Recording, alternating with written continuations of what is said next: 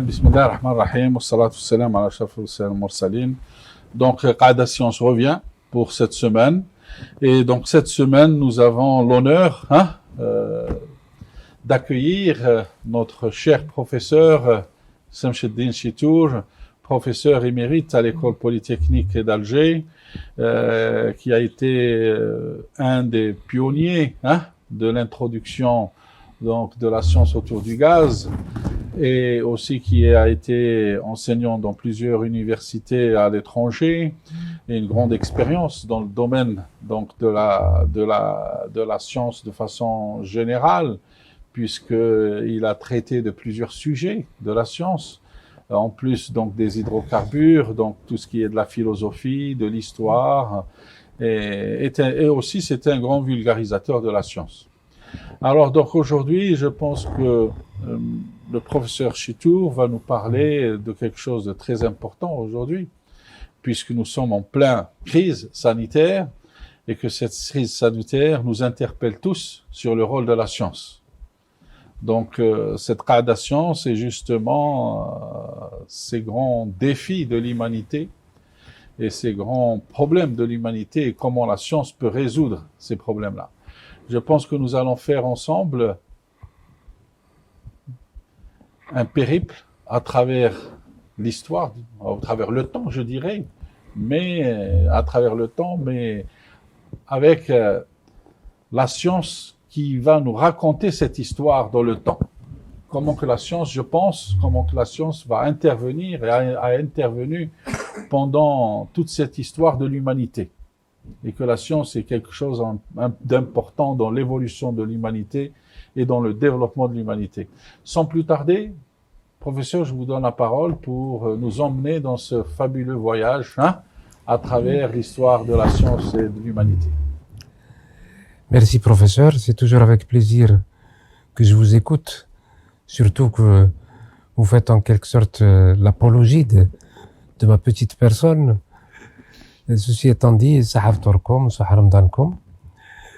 Donc, pour cette troisième Qaada à laquelle vous m'avez invité, je veux essayer de transmettre autant que faire se peut ma vision du monde en ce qui concerne notre parcours terrestre, d'une certaine façon, au vu un peu de ce que je crois savoir de la science et de ses interactions, j'allais dire, avec le vécu de chacun. Je vais, avec votre permission, essayer de me poser des questions. D'où venons-nous? Où allons-nous? La création de l'univers et, d'une certaine façon, parler des questionnements. Quels sont les questionnements? De tout temps, les hommes se sont posés les questions suivantes. Que faisons-nous en ce bas monde? Qui sommes-nous vraiment? Comment expliquer l'ordre superbe de l'univers depuis la délicate harmonie d'une humble fleur des champs jusqu'à la splendeur sombre de la voûte étoilée? Suffit-il de laisser agir les lois de l'univers pour qu'à partir du hasard naisse naturellement la vie? Ou faut-il imaginer qu'au-delà des choses visibles, il y a encore autre chose? Une intelligence discrète, un horloger transcendant qui animerait la matière et lui donnerait le souffle. Voilà un peu, si vous voulez, les questionnements, et on va essayer de les développer en expliquant que les grands sujets qui nous interpellent, à savoir le futur de l'humanité et surtout qu'est-ce qu'en pense la science? Qu'est-ce que la vieillesse? Qu'est-ce que l'intelligence artificielle? Sommes-nous des êtres à part entière ou des cyborgs? Toutes ces questions-là, je vais essayer de les traiter autant que faire se peut, mais en essayant de partir d'une inquiétude depuis la nuit des temps, l'univers. Qu'est-ce que l'univers, proprement dit? Donc, à partir de l'univers, il faut parler du temps. Comment est venu le temps? Est-ce que le temps a été créé en même temps que l'univers, ou le temps est-il quelque chose d'indépendant? Et là, dans ces conditions, nous sommes obligés de faire appel à une théorie qui est connue, c'est la théorie de l'expansion de l'univers. Cette théorie d'expansion de l'univers dit que les astres s'éloignent les uns des autres et qu'à partir de ce moment-là, il y a une expansion. J'ai parlé tout à l'heure éventuellement un peu des travaux de Edwin Hubble. C'est lui le premier qui a imaginé, qui a vu en quelque sorte cet éloignement, ce qu'on appelle l'effet Doppler. Cet effet Doppler qui explique quelque chose que Einstein avait des difficultés à admettre. Pour Einstein, l'univers était quelque chose de stable. D'ailleurs, il l'a cloué au sol avec sa constante cosmologique, qui dit donc, il ne bouge pas. Il a fallu un mathématicien physicien russe, André Friedman, pour pouvoir finalement, qui a pu en quelque sorte démolir un peu la constante cosmologique et dire qu'en fait c'est un univers qui bouge. Donc il y a eu la théorie de l'expansion de l'univers. Et bon, on dit que imaginez un gâteau avec des fruits au-dessus, une sorte de pudding, au fur et à mesure qu'il chauffe, il y a une expansion de l'univers. Et ceci nous amène à poser des questions. Qu'est-ce que le temps? Comment est venu le temps? Est-ce que le temps a été créé avec la matière? Qu'est-ce qu'il y avait avant que l'univers ne soit créé? Et dans tout cela, est-ce qu'il a jailli du néant? La théorie de l'expansion de l'univers dit que il y a 13,7 milliards d'années, le point initial est devenu l'univers actuel. Donc, si vous voulez, il y a un déroulement en 13,7 milliards d'années. Comment est constitué en quelque sorte l'univers? Comment est venue la Terre? Et là, évidemment, il y a un déroulement. Et ce déroulement fait que ce Big Bang dit que jusqu'à 10-43 secondes, on peut expliquer depuis 10-43 secondes, le temps de Planck, on peut expliquer le rayonnement fossile, on peut expliquer à travers le boson de Higgs, par exemple, qui nous dit, bon, je peux alourdir. En fait, le boson de Higgs, c'est un champ, en quelque sorte, le champ de Higgs. Au début, c'était de l'énergie, simplement. Et cette énergie est devenue matière. Et c'est là qu'est apparue, finalement, la fameuse relation d'Einstein, E égale mc carré. C'est-à-dire que le boson de Higgs a alourdi, en quelque sorte. Et c'est comme ça que les premiers éléments ont été créés, l'hélium, l'hydrogène, etc. Et petit à petit, des atomes avec plus d'électrons. On est passé de l'hydrogène à l'hélium, au carbone, et ainsi de suite. Et les premiers éléments métalliques, tout ceci, à partir justement de cette invention qu'on appelle le boson de Higgs. Et donc, une fois que ceci a été fait, ensuite, pendant très longtemps, l'homme s'est interrogé, évidemment. Là c'est des travaux du XXe siècle. C'est-à-dire dans les années 20 du siècle dernier, Edwin Hubble a donc fait sa fameuse trouvaille, à savoir que l'univers s'éloignait de plus en plus. Et on est arrivé à remonter jusqu'à 13,7 milliards d'années. Ensuite, il y a eu le déroulement, la création du système solaire, et ensuite la création de la Terre. Ensuite, la vie est venue à peu près il y a un peu moins de 4 milliards d'années. Et pour la petite histoire, il y a à peine un mois, on a découvert du côté de Hadrar la fameuse météorite qui est plus ancienne que la Terre. Et là, l'Algérie s'enorgueillit d'être à la fois l'un des berceaux de l'humanité, puisque du côté de Ain Hanech, 2,4 millions d'années, donc les premiers hommes qui étaient là, donc après l'Afrique, proprement dite, vous avez le deuxième berceau de l'humanité, c'est l'Algérie. Vous imaginez, en l'espace de 2 ans, nous avons eu en quelque sorte 2 médailles. Une à la fois comme étant les parties en termes de, si vous voulez, berceau de l'humanité, nous étions le deuxième après celui de l'Éthiopie. Et la deuxième, histoire unique au monde, cette météorite qui dit qui a été trouvée à Hadrar, à 4,7 millions d'années, c'est-à-dire 200 millions de plus, 4,7 milliards d'années, pardon, 200 millions de plus que la création de la Terre. Bref, une fois que nous avons parlé de cela, les éléments qui composent l'univers, donc on a parlé du boson de Higgs. Maintenant, il faut quand même bien savoir que tout ceci, ça s'adresse à l'humain. Comment le temps est-il envisagé dans les religions? Bon, le temps, c'est quelque chose, bon, vous connaissez tous la fameuse théorie de Saint-Augustin. Il dit, quand je sais ce que c'est que le temps, mais quand on me demande ce que c'est, je ne sais plus ce que c'est que le temps.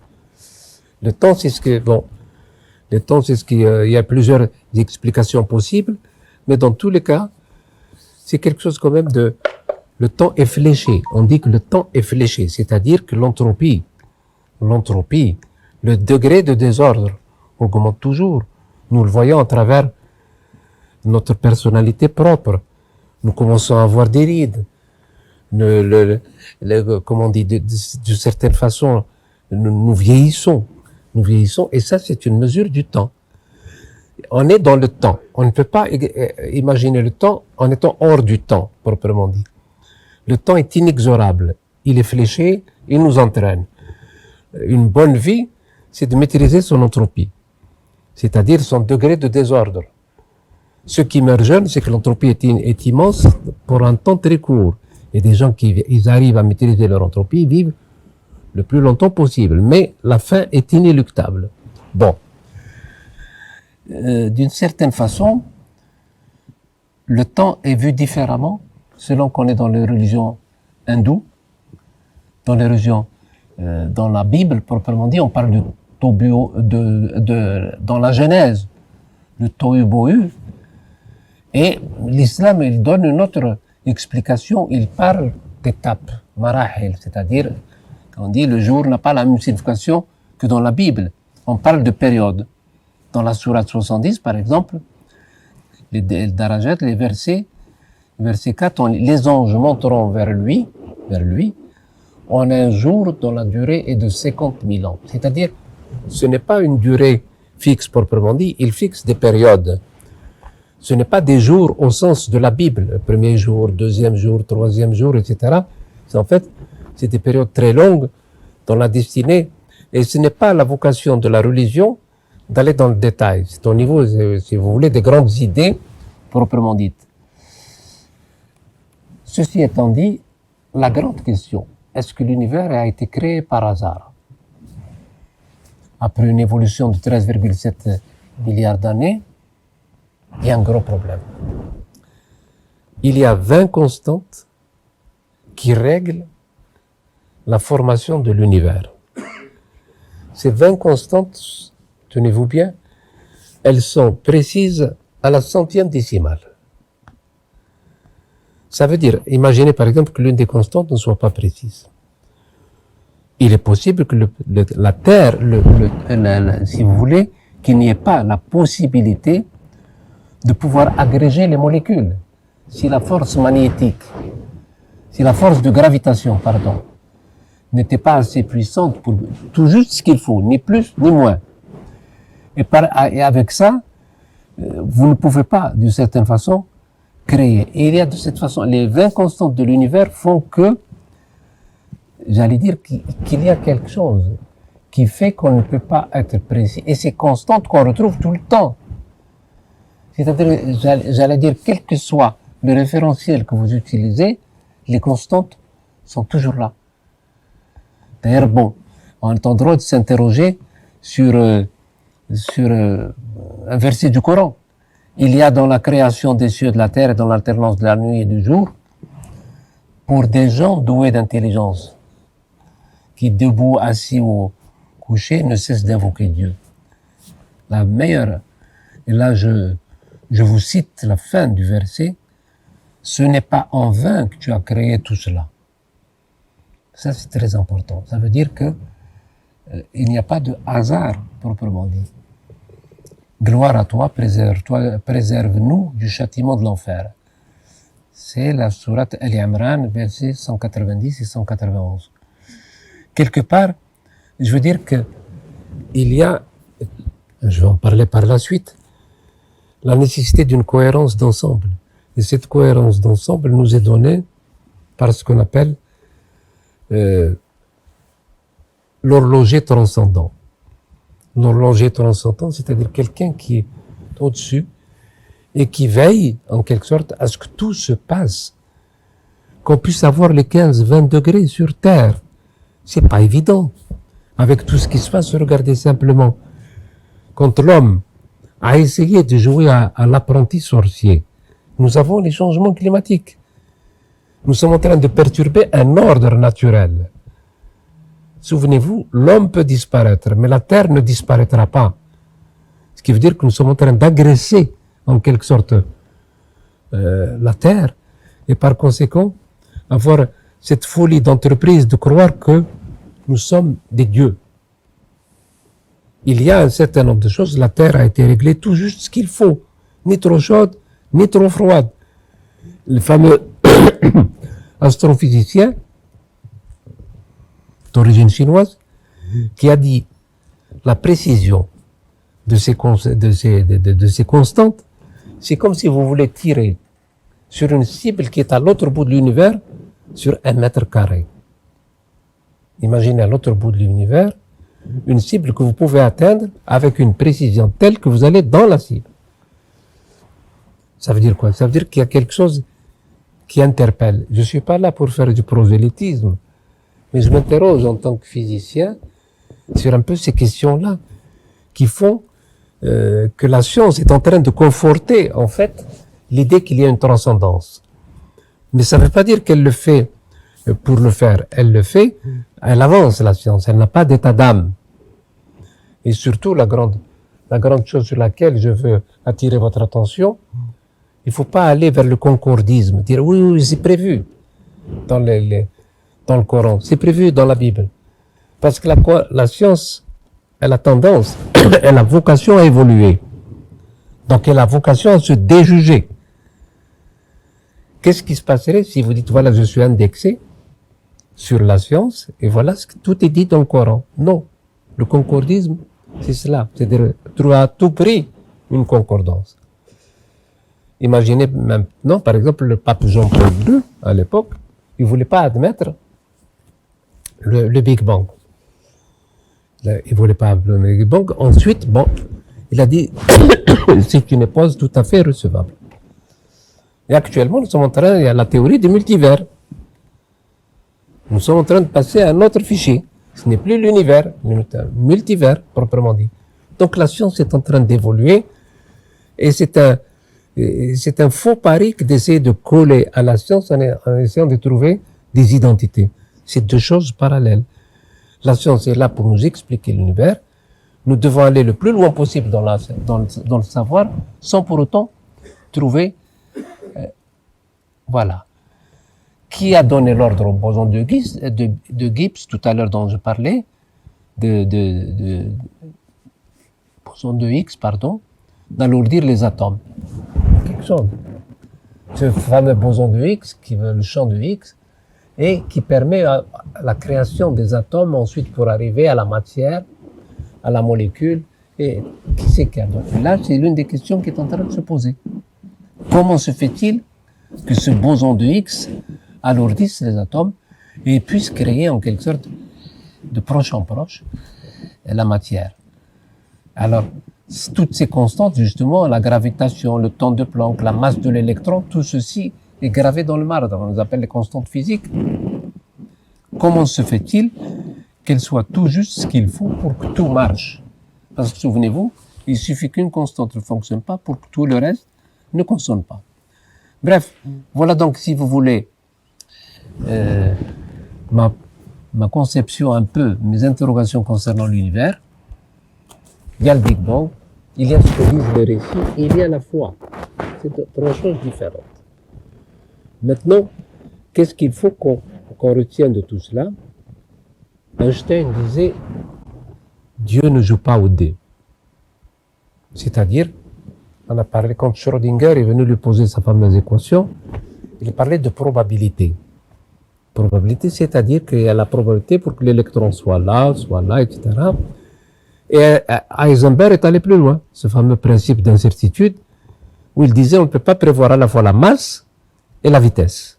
C'est l'un ou l'autre.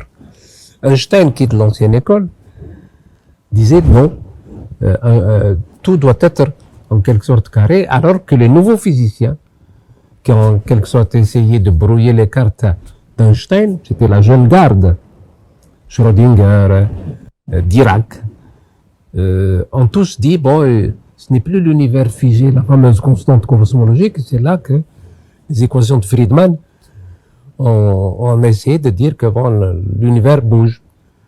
Et donc, c'est un univers fluctuant. Et donc, si vous voulez, la science évolue de plus en plus. Et là, ça nous amène à la chose suivante. Si la vie a été possible sur Terre, pourquoi pas dans les autres galaxies? Est-ce que nous sommes seuls dans l'univers?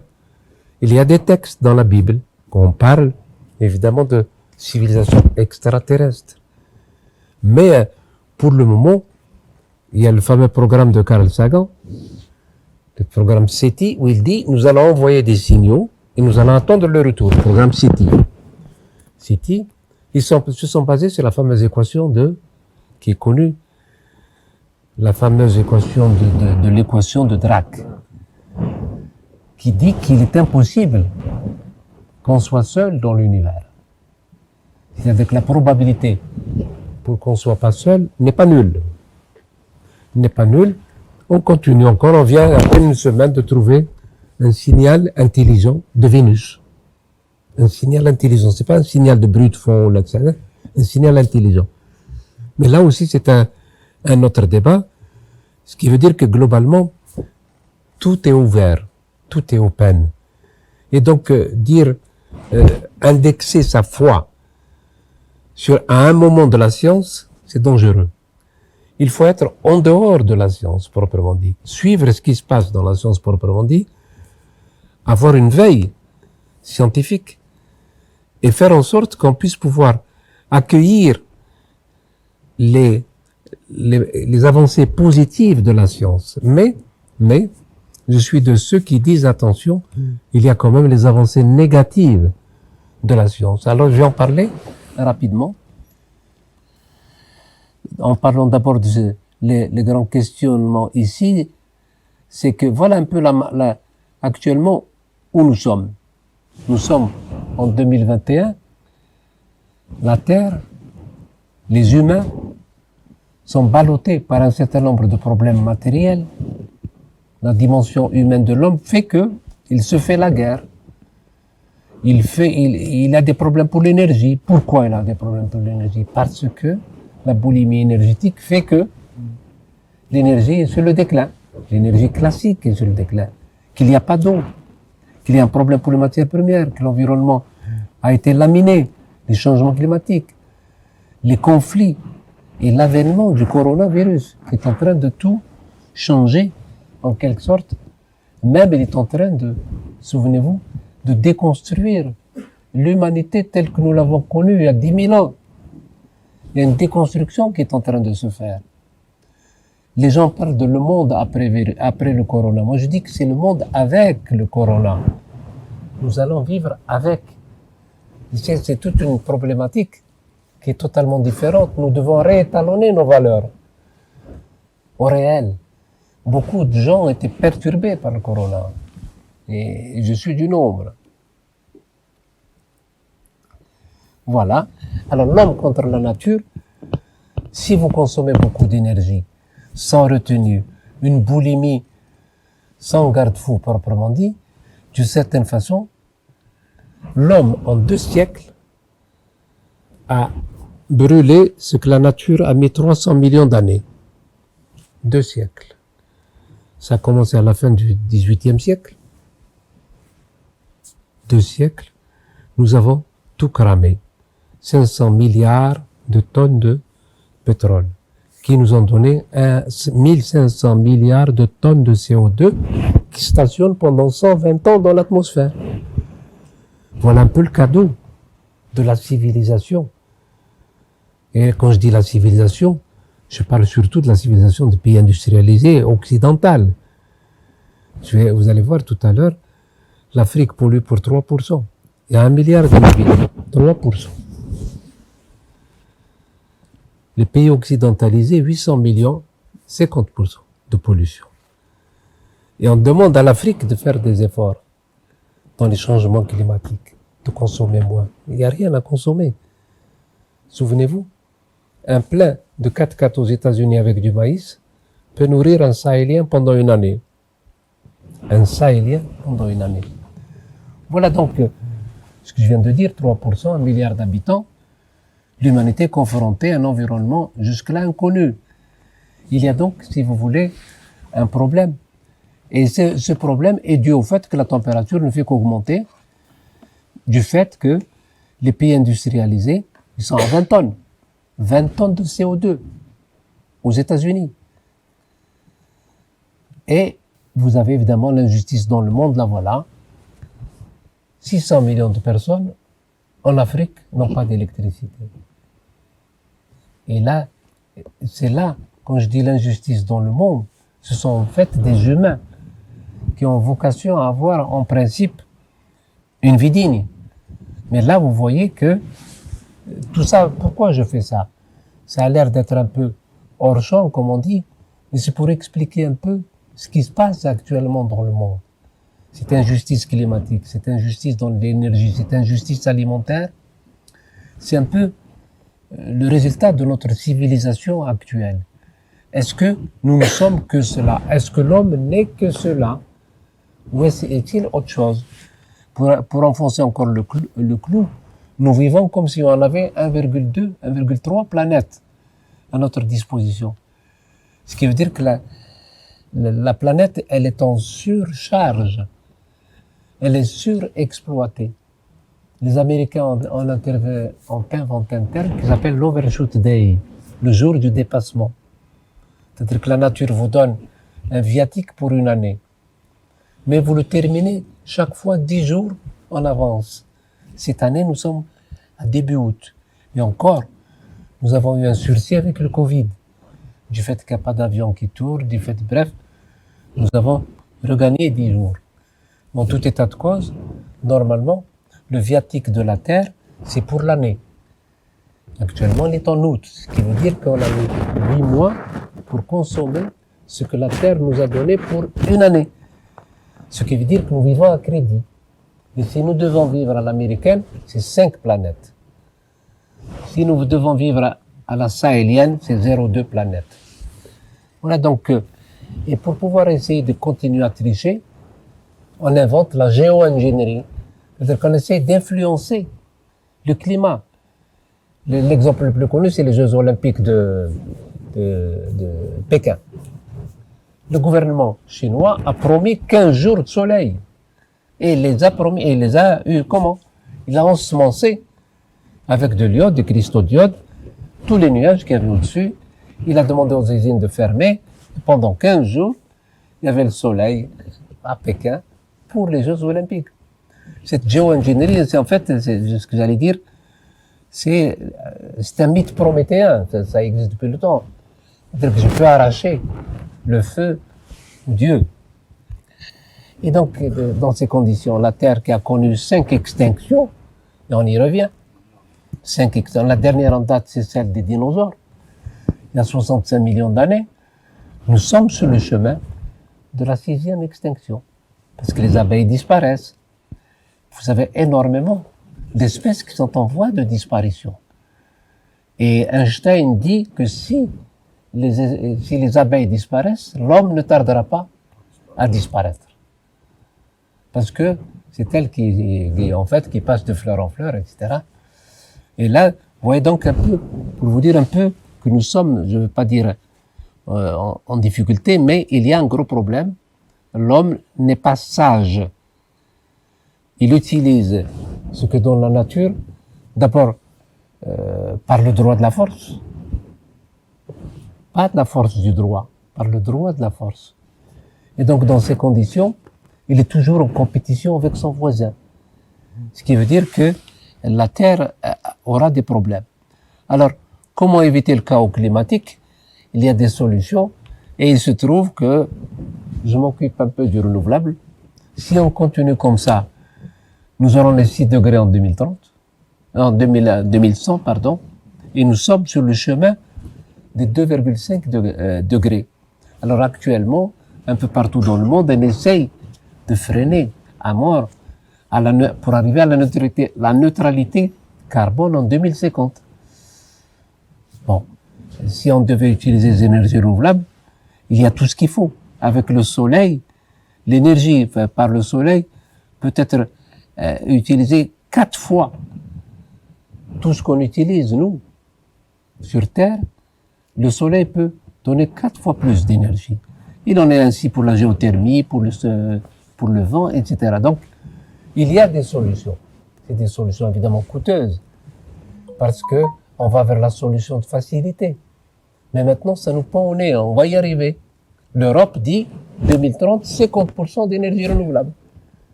Ici en Algérie, nous sommes encore à 1% d'énergie renouvelable. Vous imaginez le chemin de travail qu'il faut faire pour aller vers des énergies renouvelables. Bref, voilà, donc ça peut marcher, le kilowattheure est très rentable, il n'y a pas de problème. On a construit jusqu'à 300 gigawatts déjà, et les leaders sont connus. L'Allemagne, la Chine, ensuite les États-Unis, et après, bien après, les pays européens. Voilà donc ce qui nous attend dans les 10 prochaines années. Et ces 10 prochaines années, nous allons avoir d'énormes problèmes avec l'énergie. Nous allons avoir d'énormes problèmes avec les matières premières, surtout les matières premières qui concernent tout ce qui est informatique, les terres rares. Évidemment, les changements climatiques seront de plus en plus récurrents, avec comme conséquence la famine, les guerres de l'eau. Actuellement, il y a une guerre potentielle qui va peut-être se déclencher entre l'Égypte et l'Éthiopie. L'Égypte qui veut empêcher l'Éthiopie de faire un barrage chez elle. Et le maréchal Sissi dit, bon, on peut peut-être en aller à la solution intime. Bon. Et voilà donc, si vous voulez, comment peut-on vivre dans un environnement qui ne va pas vers l'apaisement. Tout ceci est réel. Et comment trouver donc, j'ai ajouté même le coronavirus. Le coronavirus, ça n'a l'air de rien, mais il va structurer le monde du futur. Alors donc, dans ces conditions, voilà ce qui va se passer. Les guerres du pétrole, vous voyez, la mitraillette du bonhomme, c'est une pompe à essence. La tentation d'empire. Actuellement, nous avons à peu près 1800 milliards de dollars pour des armes. Pour la vente des armes. 1800 milliards de dollars. Ce qui veut dire que d'une certaine façon, il y a des marchands de canons. Évidemment, il y a actuellement 24 000 têtes nucléaires dans le monde. C'est-à-dire que la Terre peut être atomisée plusieurs fois avec les têtes nucléaires. Bref, tout ceci pour dire la démesure de l'homme qui croit en son invincibilité. En vitesse, là, le budget des États-Unis il fait le double. C'est la somme de tout le budget de tous les autres pays. 700 milliards de dollars. Donc les futurs de la guerre de l'or, l'armée à la recherche de l'homme augmenté. Regardez ce qui va se passer de plus en plus. On parle de robots tueurs. De robots tueurs. Cela veut dire que c'est l'intelligence artificielle, plus les drones, plus l'homme augmenté, dont on va en parler. Regardez, voilà ce qu'on peut faire. Et qui concerne justement de plus en plus les centres de recherche américains. Le DARPA, qui est très connu. Ils arrivent, maintenant ils ont réussi à trouver ce qu'on appelle des matériaux invisibles. Vous imaginez des matériaux invisibles, quel est le type de guerre que ça peut provoquer? Mais pas seulement.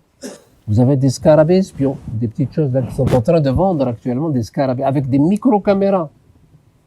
Et vous avez évidemment, je disais tout à l'heure, les robots tueurs. Tout ceci pour parler, souvenez-vous, le fil, c'est la science. Et la science est l'homme et l'humanité. Là, je parle de la science qui, en quelque sorte, la science négative, si je puis m'exprimer ainsi, qui est capable du pire. Maintenant, nous allons voir le meilleur. On peut faire des choses contre la pensée. Voilà, là, regardez, le secret d'une prothèse en bois, il y a 3000 ans.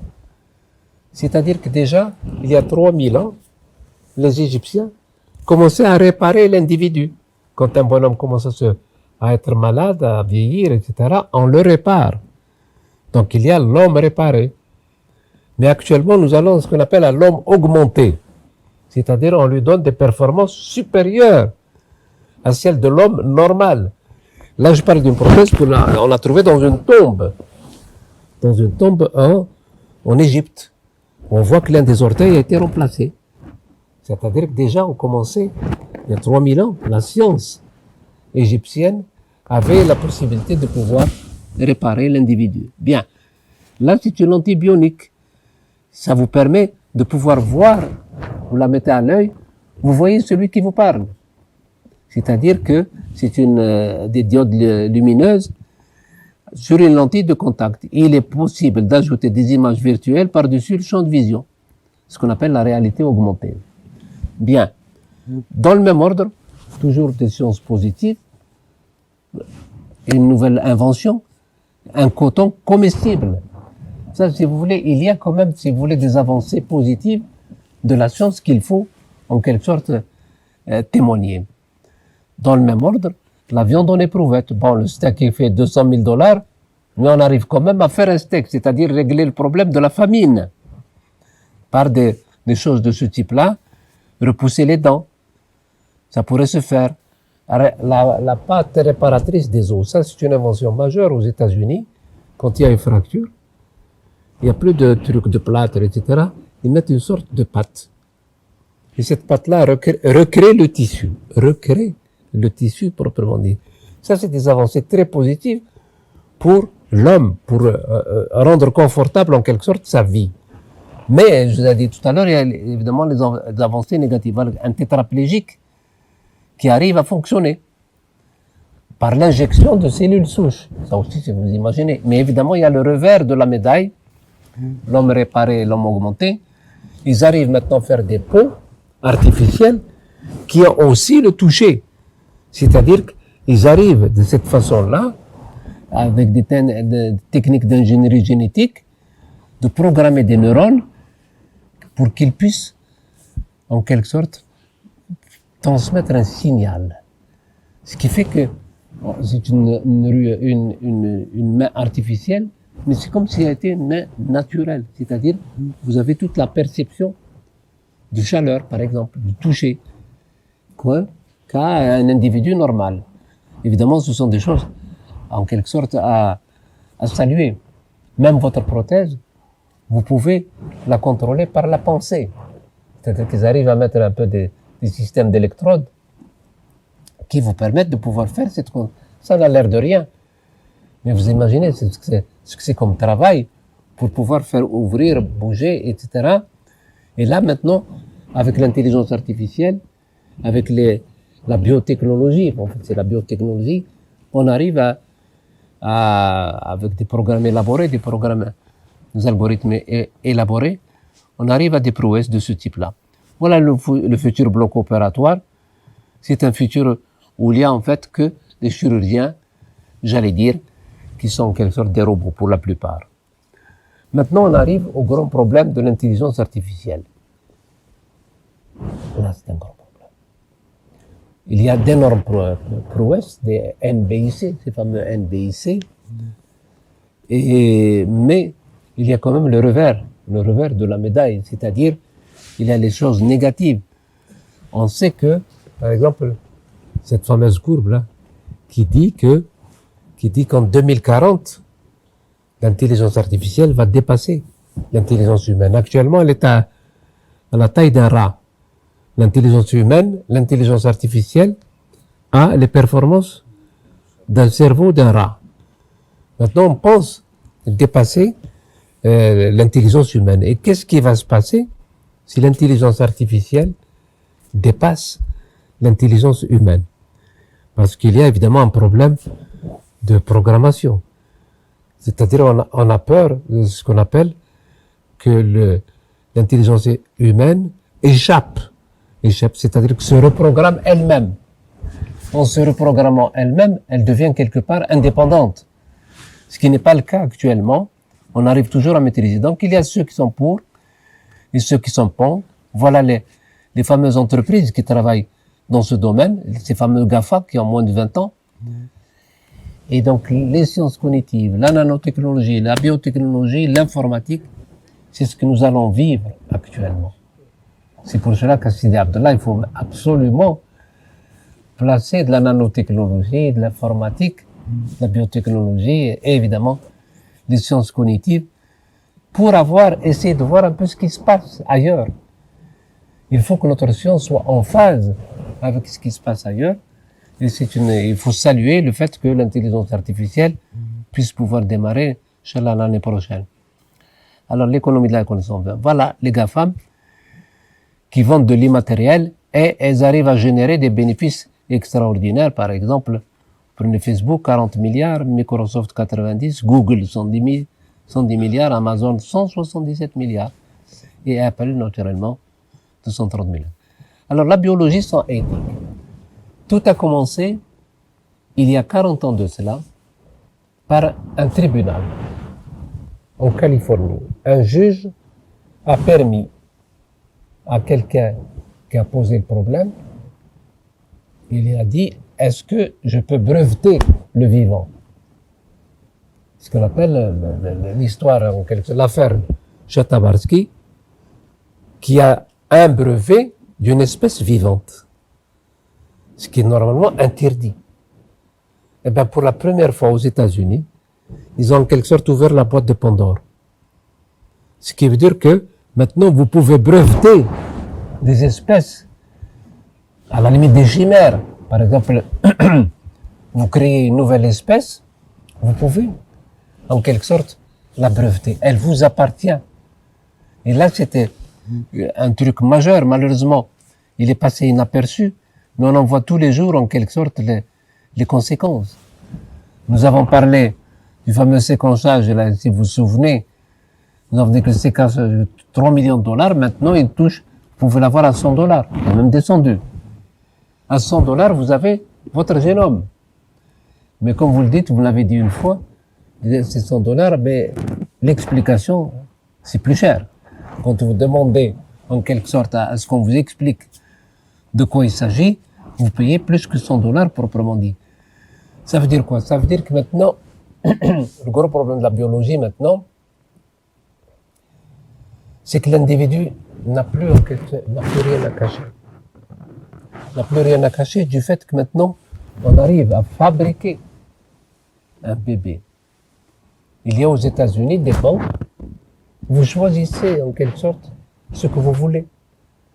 Les yeux, la tête, tout ce que vous voulez, les cheveux, etc.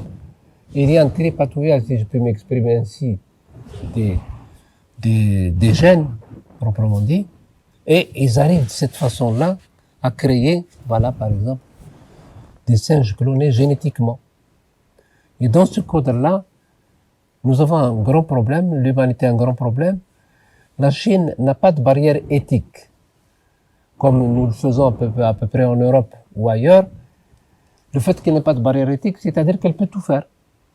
Il n'y a pas de limite éthique. Voilà, par exemple, c'est en Chine qu'il y a eu les deux singes, mais pire encore, les embryons humains modifiés. Des embryons humains modifiés. Et ça, c'est dû au fait qu'une technique nouvelle qu'on appelle la technique CRISPR-Cas9. CRISPR-Cas9, pour vous donner une idée, c'est un couteau suisse.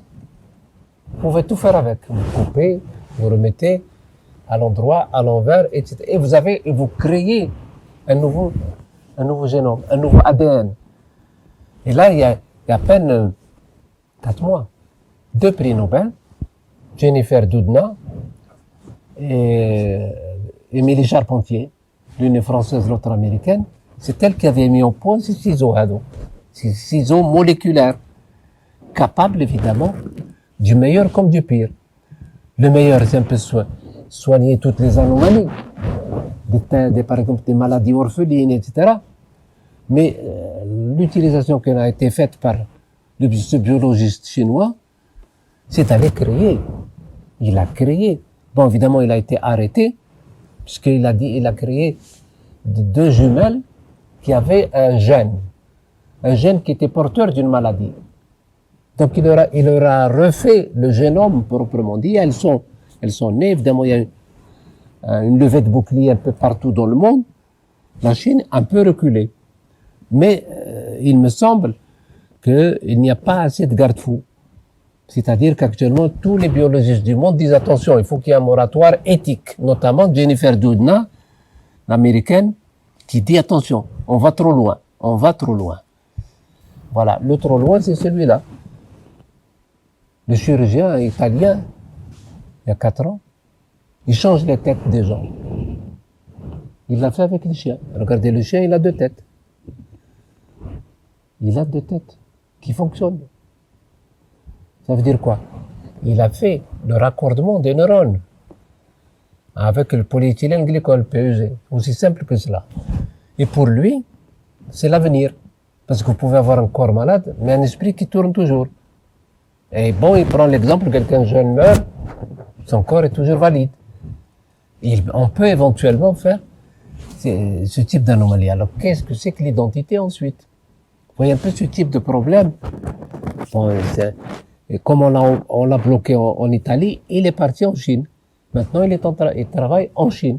Il s'appelle Sergio Cavanero. Voilà. Alors, nous arrivons au robot. Il y a eu un coup d'éclair, il y a à peine une quinzaine d'années, quand le fameux robot, Deep Blue, a battu le champion en titre, Garry Kasparov. Par le nombre de coups, il avait une avance sur lui, quoi. Il a réussi, et tout ça, évidemment, ça date de Turing. Ça a commencé avec Alan Turing, et petit à petit, on arrive au robot actuel, avec le triomphe, évidemment, de l'intelligence actuelle. Il y en a qui disent, attention, c'est un danger. Parmi eux, il y a Elon Musk. Il y a le grand astrophysicien disparu récemment, Stephen Hawking. Mais vous avez des gens comme Zuckerberg, à Google, Ray Kurzweil, qui disent non, il faut y aller. Donc actuellement, il y a un gros problème, c'est qu'il y a ceux qui disent il faut arrêter. Il ne faut pas qu'on aille plus loin, au-delà d'une certaine. D'autres non, il faut y aller. Voilà, on arrive à créer des robots humanoïdes. Là, vous ne faites pas la différence entre le robot et avec toutes les possibilités. C'est-à-dire qu'en fait, la tromperie est totale. Vous arrivez à avoir en quelque sorte, des hybrides. Alors maintenant que nous avons parlé de tout cela, je vais vous parler d'un problème. Tout ce que je viens de dire, évidemment, est dans l'ouvrage. Il faut lire tout ça parce que je parle de tout cela. Je parle de la quête de l'au-delà. Les civilisations, en règle générale, il ne faut pas croire qu'elles sont venues uniquement avec les religions. Les tablettes assyriennes là, de 2800 ans avant Jésus-Christ parlent pour la première fois de l'idée de l'au-delà. Et toutes les civilisations ont repris ce thème-là. Dans cet ordre d'idées, si vous regardez certains récits religieux, en quelque sorte, on les rapporte dans toutes les civilisations. Par exemple, vous prenez le déluge, il y a 13 récits du déluge. Pratiquement toutes les civilisations dans la Terre, dans tous les coins de la Terre, parlent d'un déluge. Évidemment, on en parle dans la Bible, on en parle dans le Coran, mais il y a, surtout dans la civilisation assyrienne, Upanishad, le fameux Upanishad, là, qui parle d'un déluge, etc., etc. 2600 ans avant Jésus-Christ. Et les tablettes sont là pour l'attester. Ces tablettes, elles étaient lues et décryptées. Ce qui veut dire que, globalement, les récits religieux, c'est une chose. La science en est une autre. Ce qui veut dire que, globalement, la foi, c'est quelque chose qui est l'affaire de chacun. Mais ce qui est surtout important pour parler de la science proprement dit, il y a cette dérive éthique. La dérive éthique, par exemple, actuellement en Europe, on pense qu'il y a possibilité de télécharger le cerveau. Télécharger le cerveau, mais là, on dit dans 20 ans, 2040. Ça veut dire quoi? Ça veut dire qu'on est capable de faire un peu toutes ces, ces acrobaties qui permettent de manipuler le vivant pour pouvoir faire un être amélioré. Et d'après le grand, il y a un grand, j'allais dire transhumaniste qui dit le prochain homme qui va vivre 200 ans, il est parmi nous. ça veut dire que déjà, il y a la possibilité de vivre longtemps. Donc le problème de l'immortalité, il est repoussé. Le problème de l'immortalité, il est repoussé. Et tout ceci, pourquoi? Parce que c'est une qualité de vie. On peut vivre effectivement de plus en plus longtemps, etc. On peut même intervenir sur ces fameux capuchons qu'on appelle les télomères. Parce qu'en fait, la vieillesse vient par de l'usure de ces télomères proprement dit. Et semble-t-il, une bonne vie, il n'est pas exclu qu'on aille le plus loin possible. Mais il y a un moment donné où il y a un terme à la vie proprement dit. Et là, la science prométhéenne permet, d'une certaine façon, de faire durer, pas l'organisme lui-même, le disque, c'est ce qu'on appelle le cerveau proprement dit, c'est-à-dire télécharger le cerveau et le transmettre de proche en proche. Tout ceci, évidemment, ça nous paraît un peu de l'utopie. Mais en tant que scientifique, je suis obligé de dire, voilà ce qui se trame, proprement dit. Et cette science-là, sans conscience, fait par exemple que on essaie par des artifices de faire en sorte de faire durer le temps. Et le problème des rides, il est apparemment réglé par un type de croisement de pommes qui fait que, mais si vous voulez, la vieillesse est là. Mais les signes extérieurs peuvent être voilés. Vous pouvez enlever les rides, proprement dit. Mais le moteur lui-même, il a vocation, à un moment ou à un autre, à s'arrêter. La science ne fait que donner des sursis. Elle vous donne des sursis par les prothèses. Les prothèses proprement dit. Je prends des lunettes, je prends des trucs comme les oreilles, je prends une prothèse ici, je prends, etc. Bref, on parle même, et nous allons le voir, des pompes pour le cœur. Ce qui veut dire globalement, l'homme de ces 30 ou 40 prochaines années, est-ce que c'est un homme comme nous le connaissons depuis 10 000 ans? Et c'est là où intervient, par exemple, la science parle de clonage. C'est-à-dire de formater des gens avec des génomes, un peu comme dans le livre d'Orwell. À savoir, des gens qui ont été formatés pour être des bêtes de travail, d'autres qui doivent être des intelligents, bref, des humanités à plusieurs vitesses, en fonction des génomes qui peuvent être, voilà. L'homme des prochaines décennies aura une humanité hybride, organique et métallique. Les hommes améliorés par la mécanique, dotés de prothèses totales et appelés cyborgs, devraient voir le jour chez les plus riches grâce aux innovations médicales et technologiques. Il se passera alors un problème éthique. Qu'est-ce qui fait que nous sommes des humains? C'est une question à laquelle on sera amené à répondre. Par exemple, actuellement, l'un des hommes les plus connectés au monde, vous avez sa figure là, tout est, il a toutes les informations sur lui. Il a un peu partout, on lui a transplanté, même, si vous voulez, à l'intérieur de son corps, un certain nombre de puces, si je puis m'exprimer ainsi, où il est reconnaissable partout. Et nous allons de plus en plus, souvenez-vous, vers une société du contrôle. Nous allons tous être fichés, d'une façon ou d'une autre, pour des raisons diverses. Vous allez être un numéro, matricule dans quelque chose, etc. Et ça commence. Dans certains magasins aux États-Unis, c'est pas la peine ils vous voient, et vous avez votre carte RFID ici. C'est-à-dire, vous pouvez acheter ce que vous voulez. Vous n'avez plus besoin de papier, vous n'avez plus besoin, rien qu'avec votre main, parce qu'on vous a greffé une carte RFID. C'est-à-dire sur les fréquences, je crois, c'est sur les fréquences, qui arrive à reconnaître et à dialoguer avec la machine. La destruction génétique de l'humanité, la dimension sera plus prépondérante. Alors, qu'est-ce que c'est que le prototype post-humain? Pratiquement toutes les pièces de l'homme peuvent être changées. Pratiquement toutes les pièces de l'homme peuvent être changées. Évidemment, l'homme augmenté pourrait vivre à peu près 200 ans, d'après ce qu'on dit. Alors, on arrive à la dernière partie. Comment l'humanité pourrait disparaître avec ces comportements d'apprentis sorciers. C'est-à-dire, rentrer en quelque sorte dans un certain nombre de choses qu'on appelle le ghaib. Et donc, dans ces conditions, est-ce que nous avons vocation à continuer à agresser à la fois la nature par nos comportements et avoir des comportements irresponsables concernant la biologie? Alors, il y a des différentes façons de disparaître. Bon, l'une des façons la plus importante, on parle d'un astéroïde. C'est possible, pourquoi pas.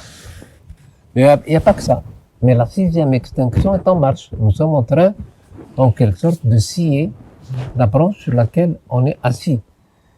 Et là, la 6e extinction, je veux dire par là que la Terre, je vous avais dit tout à l'heure, a connu 5 extinctions.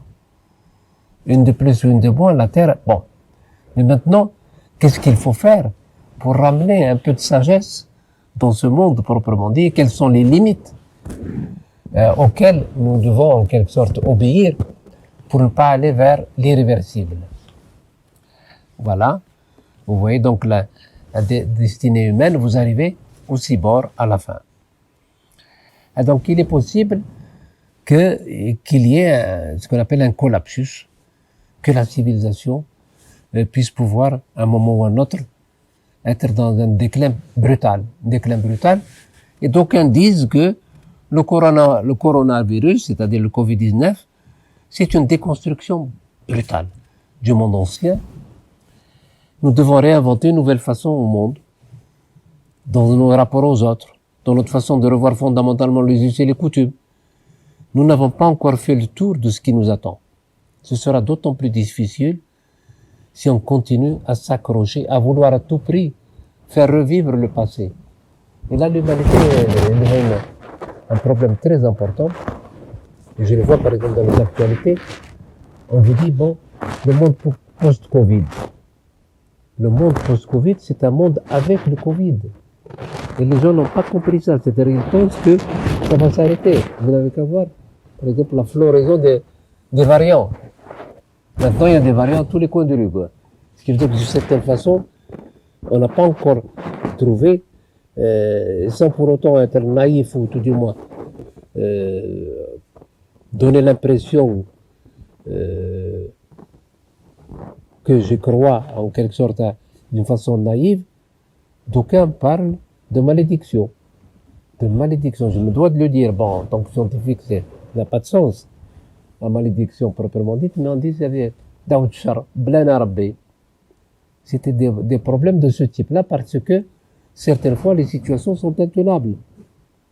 Les situations vécues dans le Covid proprement dit, quand vous voyez des gens qui dorment près de la mosquée parce qu'on leur interdit de rentrer dans la mosquée pour cause de Covid, mais son rapport à Dieu, il le voit devant la mosquée. Il ne le voit pas d'une façon verticale. Il le voit d'une façon horizontale. Il vit son islam dans le regard des autres.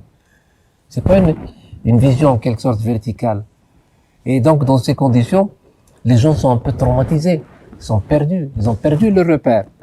Il faut réinventer tout cela. Et ça, c'est pas évident. Bref. Dans tout cela, on croit que les savants sont en dehors de la chose. J'ai voulu vous donner l'exemple de 3 savants, parmi les plus grands du monde, qui parlent de Dieu. Parmi eux, d'abord Darwin. On colle à Darwin, là, évidemment, la théorie l'évolution des espèces. Il écrit, « Jamais je n'ai nié l'existence de Dieu. Je crois que la théorie de l'évolution est parfaitement conciliable avec la foi en Dieu. Il est impossible de concevoir et de prouver que le splendide et infiniment merveilleux univers, de même que l'homme, soit le résultat du hasard. Et cette impossibilité me semble la meilleure preuve de l'existence de Dieu. Un autre esprit, et non des moindres, quiconque est sérieusement impliqué dans la science, devient convaincu qu'un esprit se manifeste dans les lois de l'univers, les fameuses lois dont on a parlé tout à l'heure. Un esprit infiniment supérieur à celui de l'homme, et devant lequel nous avons, avec nos propres pouvoirs, devons nous sentir humbles. Albert Einstein. La dernière citation, c'est celle attribué à Max Planck. Max Planck, il n'est pas à présenter, prix Nobel de physique. Rien ne nous empêche. Donc, écoutez bien, et notre instinct scientifique exige d'identifier l'ordre universel de la science et le Dieu de la religion. Pour le croyant, voilà la phrase qui est importante, pour le croyant, Dieu se trouve au début. Pour le physicien, Dieu se rencontre au terme de toute pensée. C'est-à-dire que le Dieu du physicien, c'est un Dieu assumé, c'est un Dieu démontré. Il y arrive par la science, proprement dit. Je trouvais que c'est une belle citation. C'est pas celle du croyant, aussi noble et respectable soit-il. Bon, par contre, le physicien, il y arrive par un raisonnement, par, en quelque sorte, une introspection. Et il se dit, bon, ça ne peut pas fonctionner s'il n'y a pas Dieu. Ce fameux horloger dont parle Voltaire, je ne conçois pas d'horloge sans horloger. Bon, alors il y a même, dernièrement, et là ça intéresse les mathématiciens, qu'on dit, bon, des recherches menées par les plus grands penseurs, les mathématiques et l'informatique ont parlé. Selon la règle de la logique, l'existence de Dieu est nécessaire. L'existence de Dieu est nécessaire. C'est une publication qui a été faite récemment. Évidemment, tout le monde a en tête la preuve de Gödel. Preuve de Gödel. Conclusion. La quête du bonheur de l'humanité va de pair avec les conquêtes positives de la science. Il n'en demeure pas moins. La science ne peut apaiser les angoisses de l'homme. La lancinante question de la destinée humaine, du télos, de la vie et de son devenir. Seules les religions et les grandes spiritualités et la sagesse peuvent rasséréner cette angoisse métaphysique. Pour cela, à quelque spiritualité qu'il appartienne, l'homme devra aller au-devant de l'inconnu, avec sérénité, détermination, mais aussi solidarité et reconnaissance.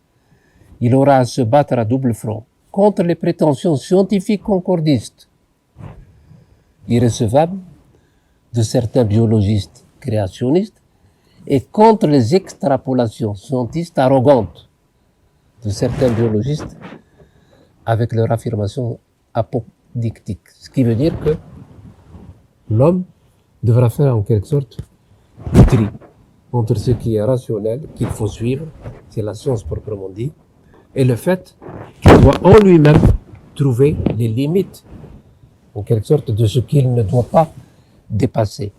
L'apparition de l'homme, l'apparition de la vie, est un miracle d'improbabilité. On ne peut pas la comprendre que comme le résultat aléatoire d'une infinité de mondes possibles, tout aussi improbables, mais dont un au moins devrait apparaître avec l'éternité. La probabilité tend vers un. Elle devient une certitude dans un temps infini. S'ensuit évidemment l'apparition de l'homme. Voilà l'homme qui tente d'influencer la nature et maîtriser son destin. Lui, un être fragile et vulnérable, faible, petit, il nourrit l'ambition démesurée de décider des formes qu'il pourra prendre dans les temps à venir. Les expédients ingénieux de nanotechnologie lui produisent les oriflammes nouvelles du feu prométhéen afin d'accéder à la déification et à l'immortalité. Il se trouve simplement que dans cette aventure, l'âme humaine et son enveloppe charnelle ne sont pas sans poser de cruelles interrogations. Je vous remercie. Merci, professeur, pour cette, je dirais, ce voyage que nous avons fait ensemble. En 1 heure. Oui, le voyage que nous avons fait ensemble, vous nous avez fait un peu une rétrospective de l'évolution de la science. Mais je voudrais, alors nous avons encore 30 minutes devant nous, Oui.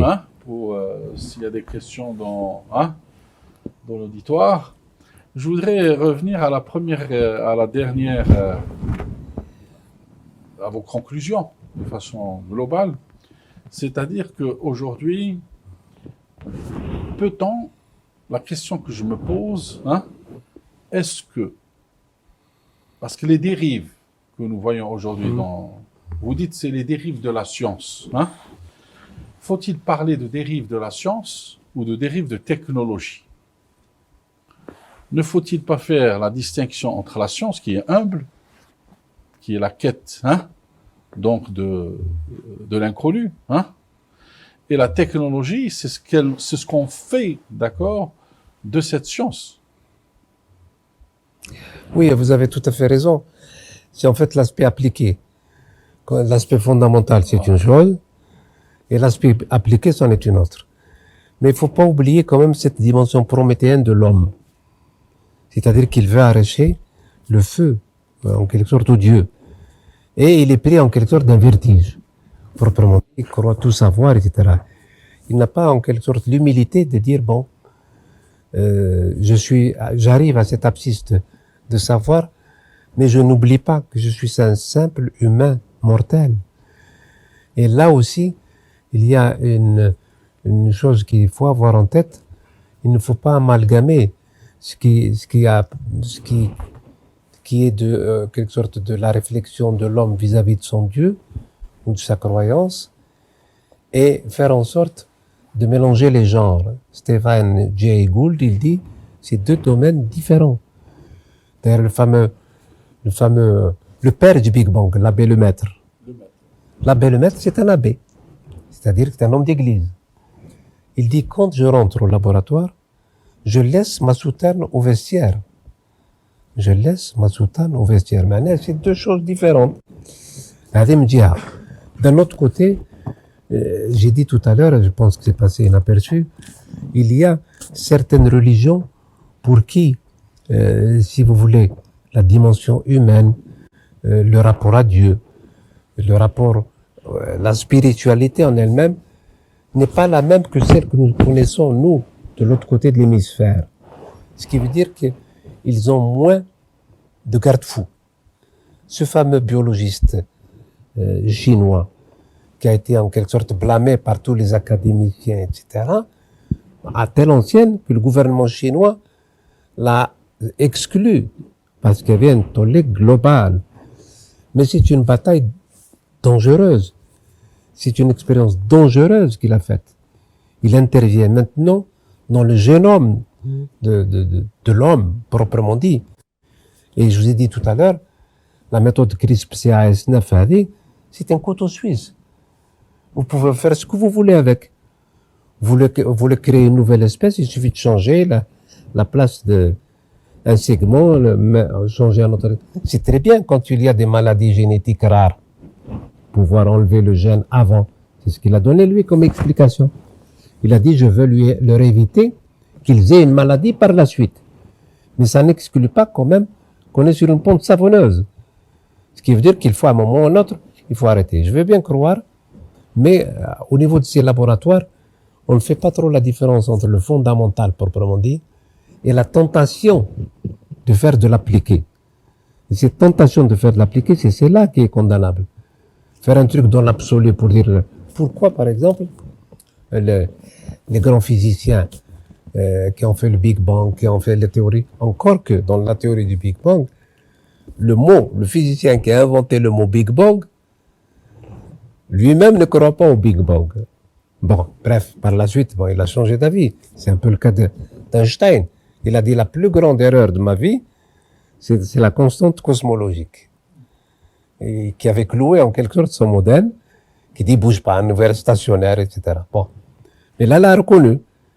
Et pour la petite histoire, qui s'intéresse sur les mathématiques, Friedman Hadley était un inconnu. Par la poste, il a écrit, à Dakar, il a écrit, semble-t-il, quand Einstein a reçu l'équation, il a démontré, attention, c'est faux ce que vous êtes en train de faire. Ça, c'est sa femme de ménage qui raconte. Il paraît qu'Einstein est rentré dans une colère noire. Il a déchiré le truc, il l'a jeté. Et ensuite, semble-t-il, quelques jours plus tard, il est allé dans la poubelle pour reconstituer un peu la démonstration qui lui a été envoyée. Et il a reconnu par la suite son tort. C'est ça les grands savants, proprement dit. Mais pour revenir à votre question, pour beaucoup, il n'y a pas de limite de frontière. La frontière est assez floue entre la science et le côté technologique. Mais est-ce qu'aujourd'hui, le corona nous a démontré l'incapacité de la science à résoudre des problèmes. Non, en fait, moi je pars du principe que la science, d'une certaine façon, elle arrivera. Je crois que c'est sa vocation, la science, c'est d'aller toujours plus loin. Elle n'a pas trouvé de solution aujourd'hui, elle trouvera une solution demain. On trouvera la solution. Non, ça m'interpelle parce que la science, normalement, elle est basée sur des paradigmes, d'accord, de certitude parfois.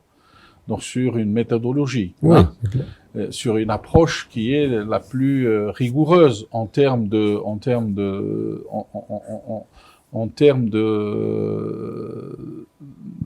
questionnement qu'on se pose par rapport à un problème. Mais là, nous sommes dans l'incertitude totale, dans le tâtonnement total. C'est-à-dire, il n'y a aucune certitude. C'est-à-dire, c'est toujours des présomptions, des soi-disant, et donc il n'y a pas de certitude dans les déclarations qu'on fait. Et on le voit. Aujourd'hui, devant le corona, personne n'est sûr. Hein? À qui croire?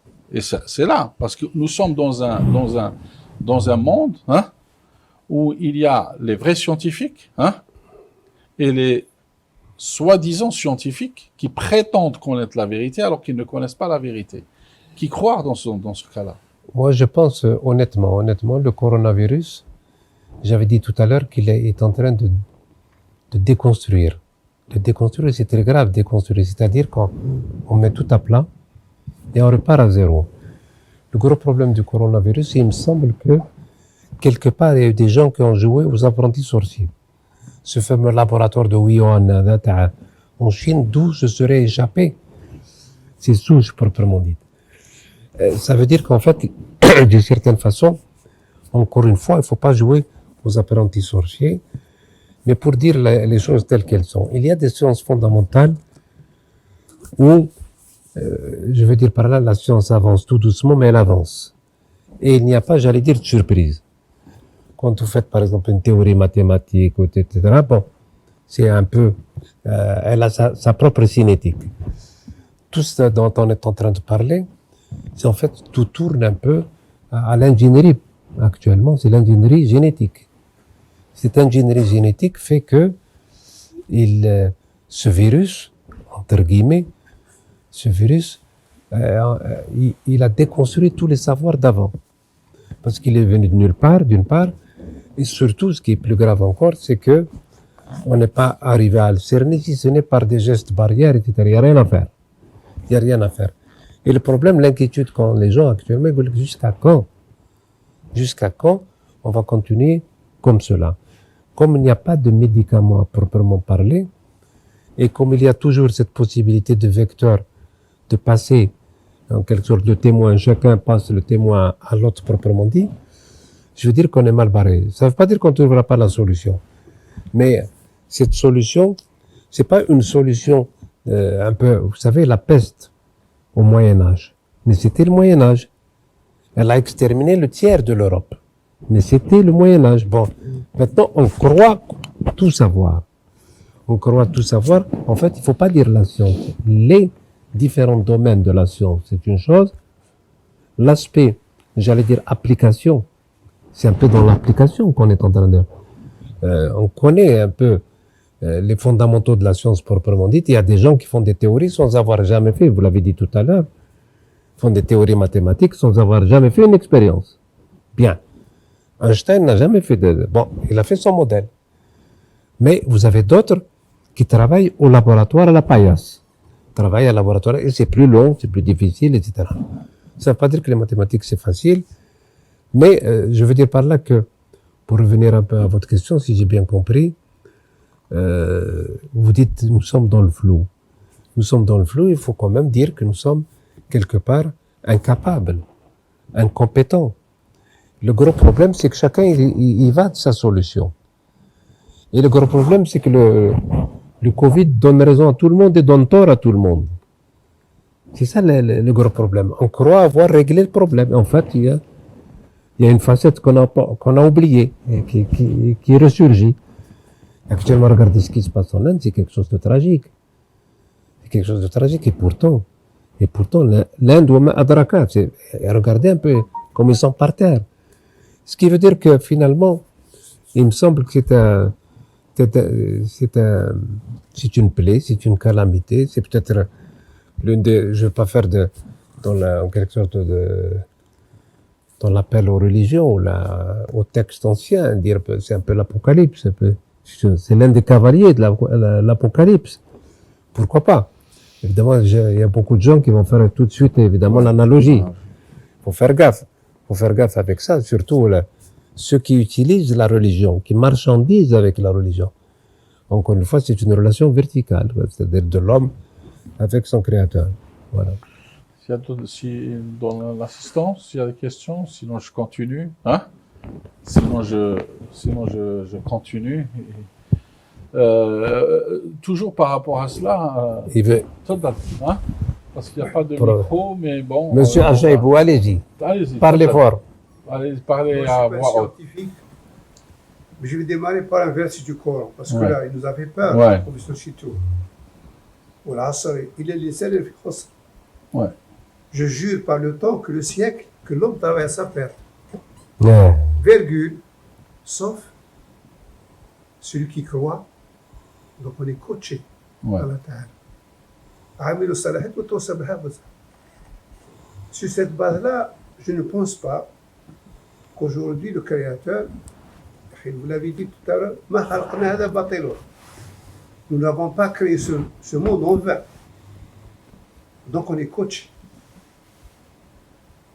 Et l'avantage qu'on a, on a une chance d'être musulmans, d'accord, croyants, comme nos frères juifs et chrétiens, ils sont croyants, ce ne sont pas des mécréants, d'accord. Peut-être qu'il leur manque l'imam du prophète, sinon ils font partie des croyants. Pourquoi je dis ça? Il y a quelqu'un qui m'a dit, l'avenir, on va être tous repérés par des puces. C'est-à-dire qu'aujourd'hui, on ne sera pas indépendant. On ne sera pas indépendant. Chacun a sa puce. Le vaccin, souvent, certains refusent parce qu'ils ont peur qu'à l'intérieur, qu'il y ait quand même des... Nanopuces. Nanopuces ou peut-être des picopuces, 10 puissance moins 12. Mais la Ta'ala, il dit, il nous a déjà mis ces puces. La Ta'ala, il dit, لقد خلقنا الإنسان ونعلم ما توسوس به نفسه ونحن أقرب إليه من حبل الوريد. Vous vous rendez compte ce qu'il dit? Donc on sait exactement quand on passe, quand on fait du bien, quand on fait du mal. Et il y a les anges. Alors je m'explique. لقد خلقنا الإنسان ونعلم ما توسوس به ونحن أقرب إليه من حبل الوريد. Il est Allah Ta'ala beaucoup plus près de nous que notre veine jugulaire. C'est ça. Il est collé à nous. Là, إذا تلقى المتلقين. Quand les anges nous servent, vous savez qu'on a des anges devant, derrière, à gauche, à droite. ما يلفظ من قولهم إلا لديه رقيب عتيد. Il n'y a pas une parole qui sort de notre bouche sans qu'elle ne soit pas inscrite par là.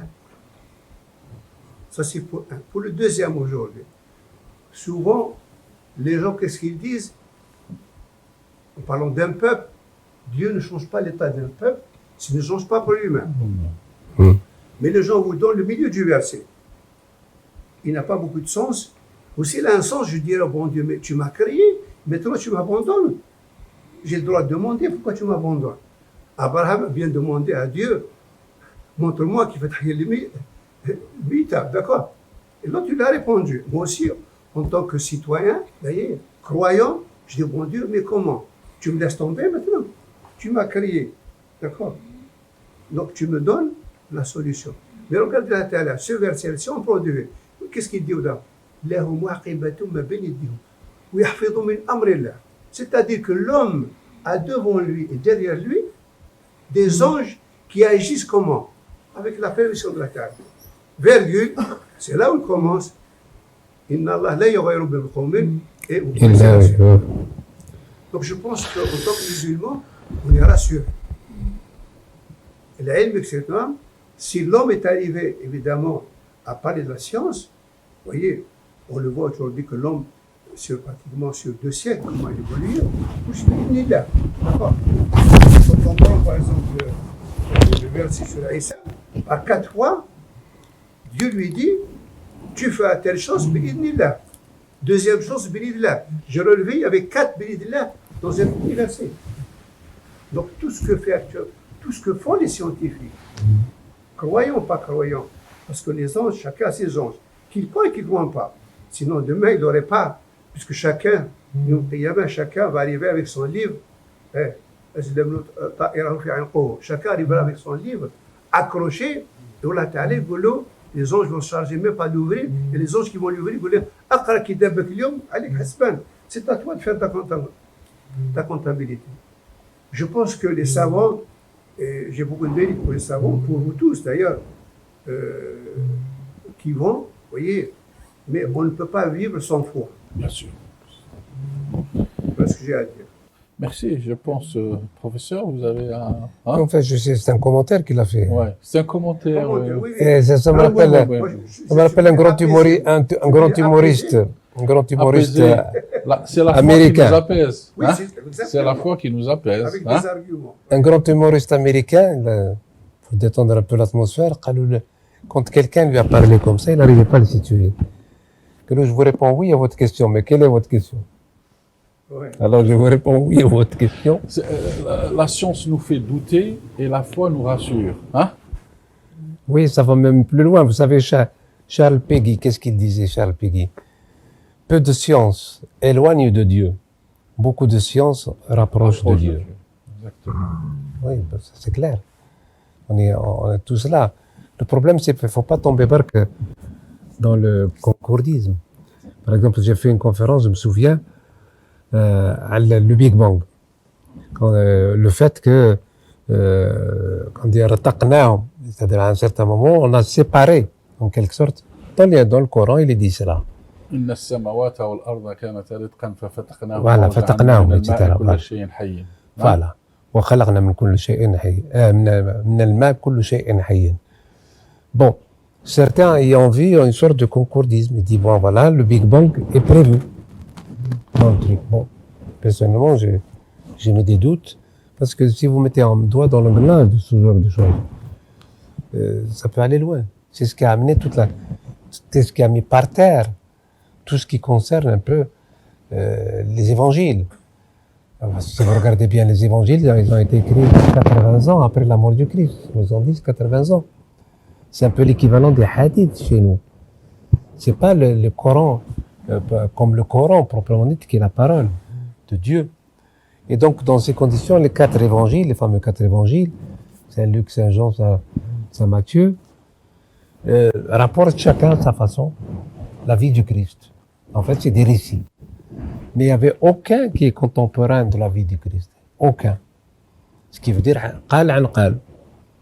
De cette façon-là, je ne veux pas mettre, si vous voulez, les religions en contradiction les unes avec les autres. Chacune a sa part d'humanité.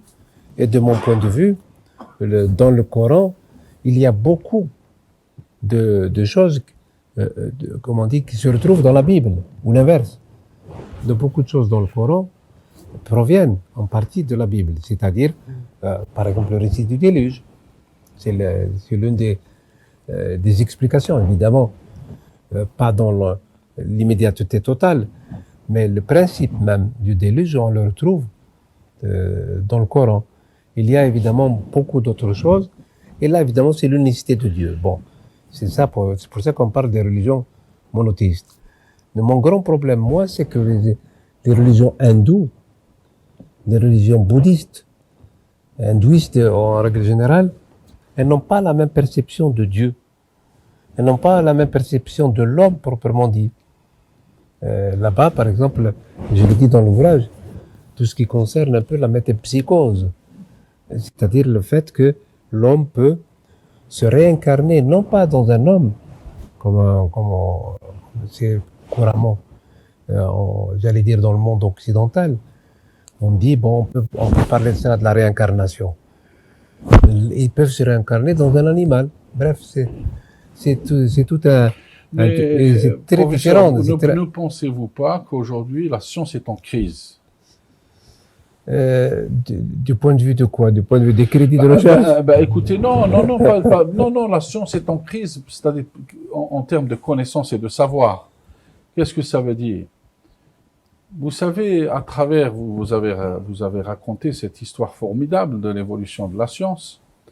Et puis à chaque moment dans l'histoire de la science, l'humanité se trouve confrontée À une rupture, oui. à une rupture. Hein? C'est vrai. Et donc, on arrive là, on trouve plus de solution, la science n'évolue pas, n'avance plus, d'accord? Et puis soudainement, il y a un messie qui arrive. Un messie dans la science, pas un messie dans le sens Oui, j'ai bien c'est compris. pour ça que je dis que Dieu nous confronte à des Des épreuves, hein? Il nous voit comment réagir à ces épreuves, d'accord? Mais il nous ne lâche pas. À un moment donné, la solution arrive par un messie de la science. Et ça, c'est à travers l'histoire. Quand je vois, par exemple, je prends Galilée, avec la théorie, sa théorie donc, de la gravitation, Newton, d'accord? Et puis, on n'avance plus, la science n'avance plus. Et vous savez, les historiens ont dit que une personnalité comme Einstein, c'est tous les 100 ans que nous avons une personne du gabarit d'Einstein qui vient dans cette humanité. Mais par contre, quelqu'un comme Newton, c'est tous les 500 ans. Ça veut dire que l'œuvre de Newton est plus importante que l'œuvre d'Einstein. Parce que pourquoi? Parce que pendant l'œuvre de Newton, il n'y avait pas tous les soubassements de la science qui étaient là. Mais quand Einstein est arrivé, c'est tous les soubassements des mathématiques et de la physique qui étaient là. Donc le génie de Newton est plus important que le génie d'Einstein. Et donc ça veut dire qu'aujourd'hui, la science n'avance plus. Il n'y a plus de grandes lois fondamentales de la science qui apparaissent aujourd'hui. Il n'y a plus de grandes ruptures, d'accord, dans la science qui apparaissent aujourd'hui. Nous sommes véritables devant un obstacle. La science n'évolue plus. Vous avez qu'à voir tous les prix Nobel qu'on donne aujourd'hui. Ce n'est pas de grands bouleversements de la science, d'accord? On est plus dans les technologies que dans les sciences réellement. Et c'est pour ça que j'ai dit qu'aujourd'hui, cette crise du corona nous a démontré justement que nous sommes effectivement devant une crise, d'accord, de pensée.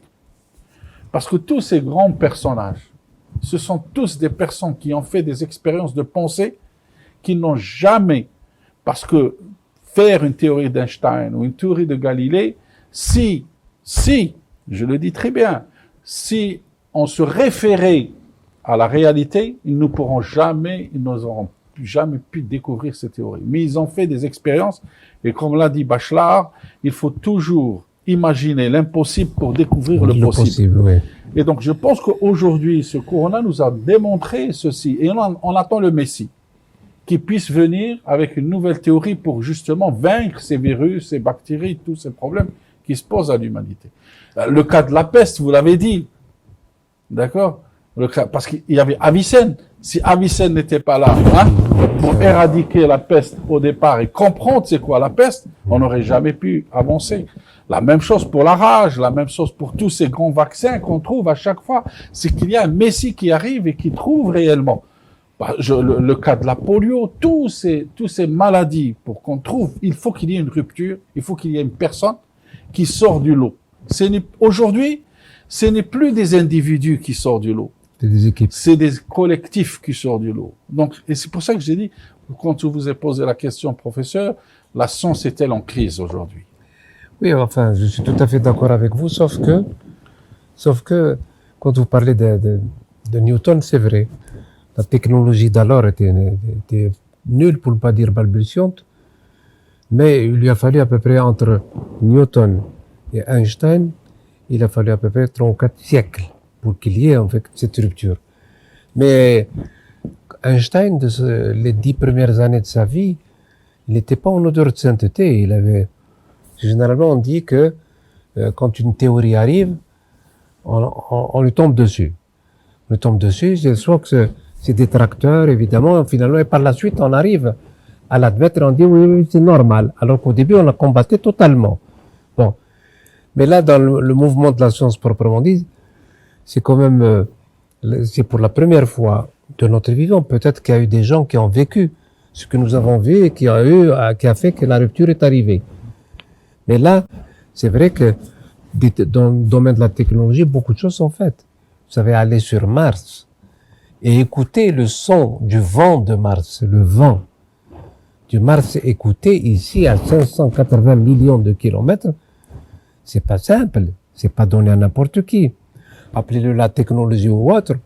En tout cas, la technologie, c'est une somme de sciences mises en pratique. Voilà. C'est ça. Voilà. Oui, mais le fait est là, il faut quand même saluer ces efforts.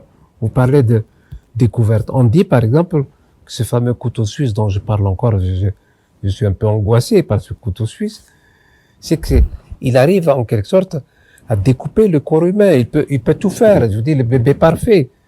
Vous arrivez par exemple aux États-Unis, en Californie, il y a des cliniques où on vous dit qu'est-ce que vous voulez. Vous faites le catalogue, je veux ça, je veux ça, je veux ça, et on vous donne ce qu'il faut. Bien. C'est ce qu'on appellerait des apprentis sorciers.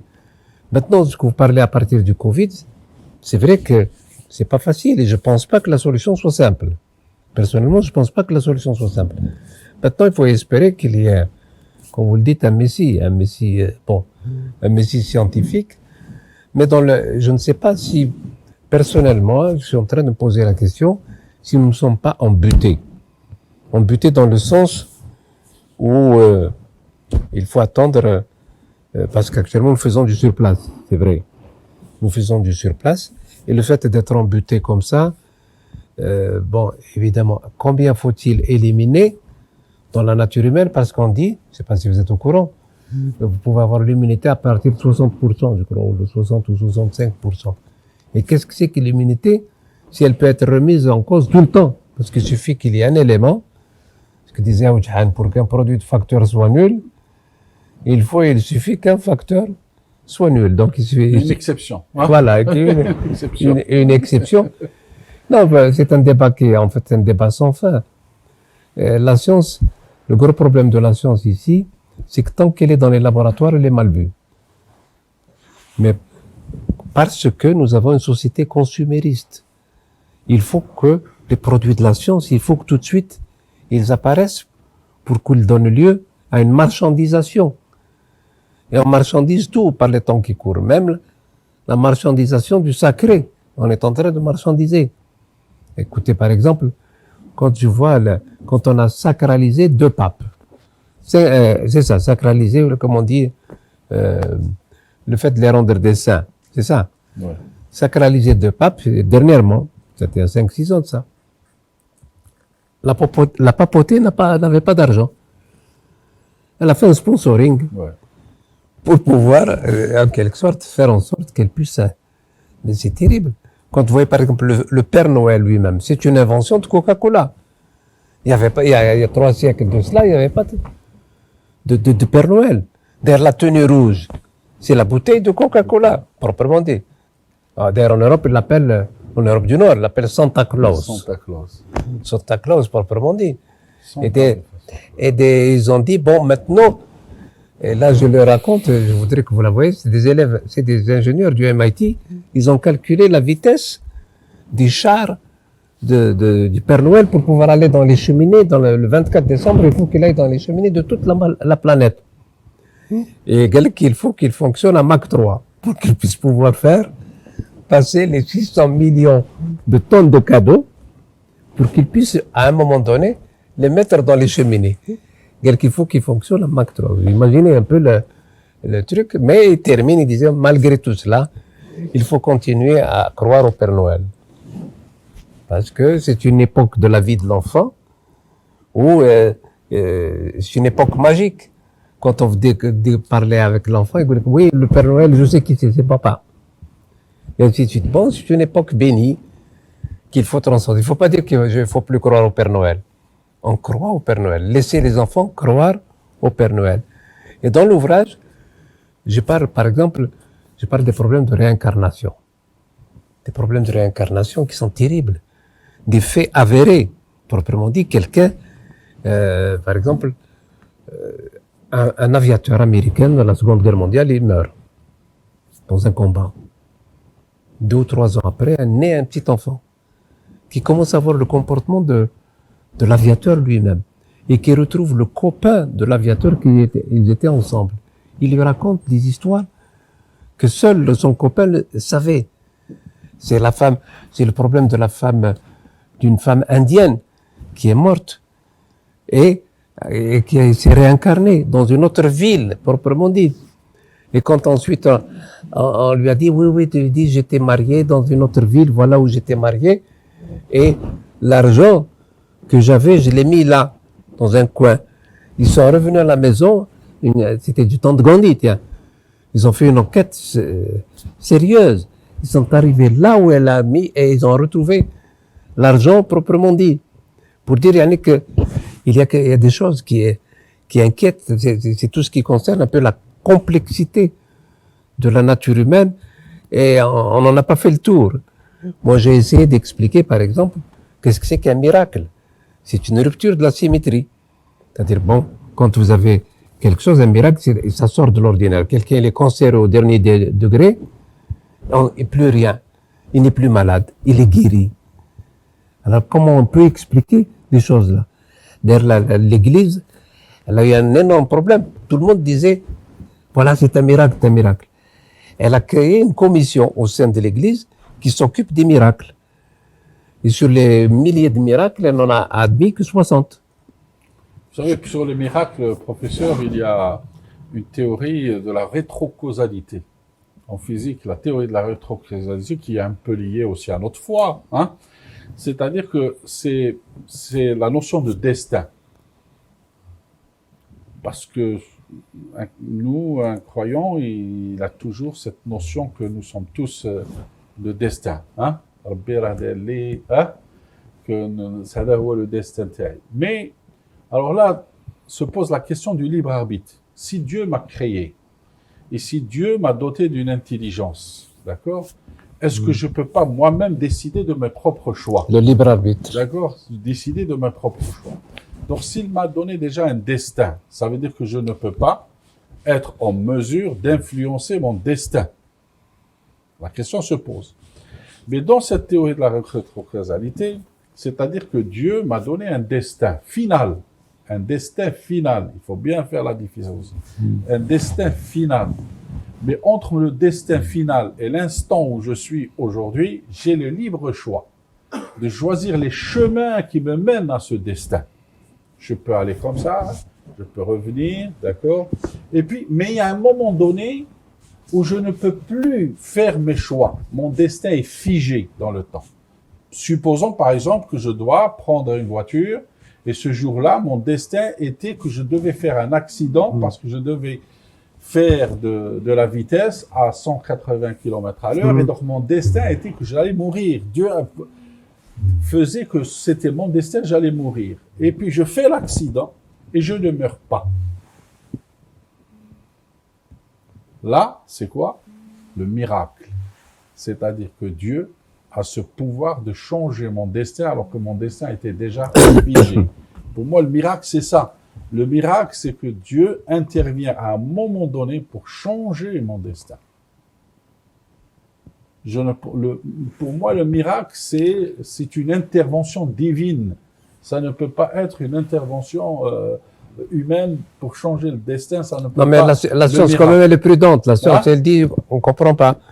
Oui, la science dit, elle ne comprend pas. C'est difficile parce que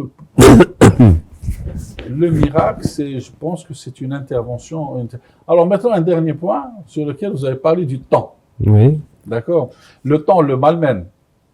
Parce que, vous savez, on dit parfois, je cours après le temps me rattrape, je n'ai pas le temps, d'accord? On lui a donné 36 000 choses. Le temps s'écoule, d'accord? Mais est-ce que vous pensez que nous pouvons dissocier le temps de l'espace? Ah, ça c'est un autre débat. Tout à fait lié. Moi, je prends un exemple très simple. Quand j'étais gamin, ma maman me disait d'aller chez l'épicier du coin pour acheter du pain. Et je lui disais, mais il est trop loin, l'épicier, hein?